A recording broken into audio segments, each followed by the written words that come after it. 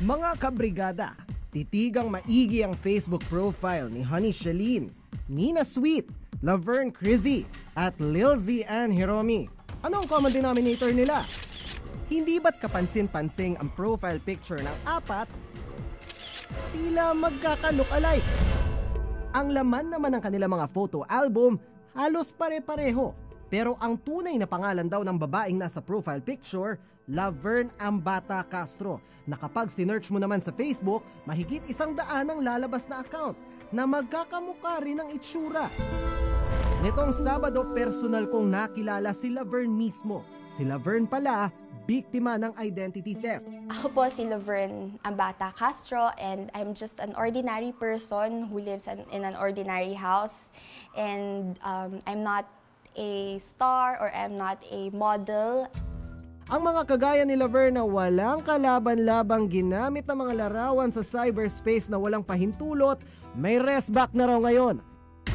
Dahil nito lamang October 3, sinimula nang ipatupad ang RA 10175 na mas kilala sa Cybercrime Prevention Act of 2012 na naglalayong ipagtanggol ang mga biktima ng mga iligal na gawain sa internet. Kung tutuusin, maganda ang hangarin ng batas.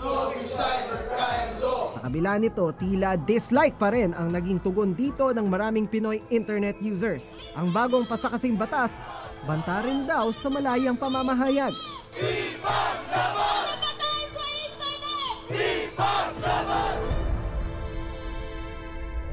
Sa kasalukuyan, hindi bababa sa 10 petisyon laban sa anti-cybercrime law ang nakahain sa Korte Suprema.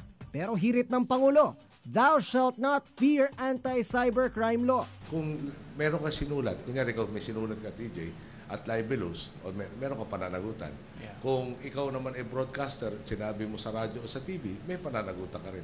Kung parehong libelous ang sinabi mo, dinambahan ka sa internet, siguro libelous pa rin ho yun. Samantala, kung sakali raw napaaga ang pagpapatupad ng anti-cybercrime law, baka raw humantong na sa demandahan ng nangyaring online bangayan ng dating magkaibigan na sina Fina at Janelle. Mahigit 1 dekada na raw silang magkakilala, pero 2 buwan na raw ngayon ang bumibilang na may samaan sila ng loob na nag-ugat lang sa isang Facebook status. Nakita ko po ang ganda mo kasi ng damit na yun. Tapos sabi ko, syempre kaklose ko naman siya. Wala pa akong damit na na masusuot. Sabi ko, hiramin ko muna sa kanya. Ang kanilang maliit na alitan na uwi sa batuhan ng putik at masasakit na salita. Saan pa? Di sa Facebook pa rin. Kaya ang personal nilang away na broadcast na sa World Wide Web. Sabi niya po sa akin, huyo daw po ko. Naisipan na ipabarangay, kaso wag na lang, hinayaan ko na lang siya. Siya na nga nang hiram, siya pa yung galit. Sabihin ko ba naman malandi at maarte? Sinong hindi magagalit, mas mayabang ka pa? Sa away ni Fina at Janelle, susubukan nating mamagitan sa dalawa nang matuldukan na ang away nilang lumaki sa Facebook nang dahil lang sa hindi na soling damit. 2,500 people na ang nakaalam ng away ninyo at ng mga tinawag ninyo sa isa't isa. Magkapit-bahay lang kayo eh. Bakit hindi ninyo inayos to ng personal? Parang ayaw niya rin pong makipag-usap sa akin sa personal. Siyempre, ayoko po naman na ako mauna. Kasi ngayon, may bago na tayo batas. Diba nasabi ko sa inyo nung hiwalay tayo nag-uusap, itong anti-cybercrime law, na ang sinasabi sa batas, ang ginawa ninyo kasing dalawa, paninirang puri. Kung talagang umabot to ng sukdulan, pwede kayo magkademandahan at pareho kayo makukulong. Ano ang pwedeng gawin ng isa't isa para matapos na to? Manghingi na lang po siya ng sorry dun sa ginawa niya.